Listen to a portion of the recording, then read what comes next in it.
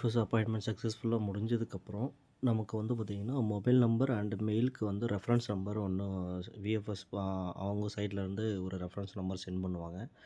அது எப்படி நம்ம செக் பண்ணலாம் அப்படின்னா விசா போர்ட்டல் .hன்னு கூகுளில் டைப் பண்ணிங்கன்னா ட்ராக் யுவர் அப்ளிகேஷன்ட்டு வரும். அதில் வந்து பார்த்திங்கன்னா track your visa application status online அப்படின்னு இருக்கும். அதை டச் பண்ணோம்னா ரெஃபரன்ஸ் நம்பர் கேட்கும். நமக்கு மெசேஜ் வந்து ரெஃபரன்ஸ் நம்பர் டைப் பண்ணிவிட்டு நெக்ஸ்ட்டு வந்து பார்த்திங்கன்னா நம்மளோட லாஸ்ட் நேம் கொடுத்துட்டு கேப்சா டைப் பண்ணிவிட்டு சப்மிட் கொடுத்திங்கன்னா என்ன கண்டிஷன் அன்னைக்கு நமக்கு ரெஃபரன்ஸ் நம்பர் வந்து பார்த்திங்கன்னா விஎஃப்எஸ்லேருந்து நமக்கு ஒரு ரெஃபரன்ஸ் நம்பர் சென்ட் பண்ணாங்க இல்லைங்களா, அப்போ மும்பைலேருந்து டிஸ்பேச் ஆகிடுச்சு அப்படின்ட்டு ஒரு மெசேஜ் ஒன்று வரும்.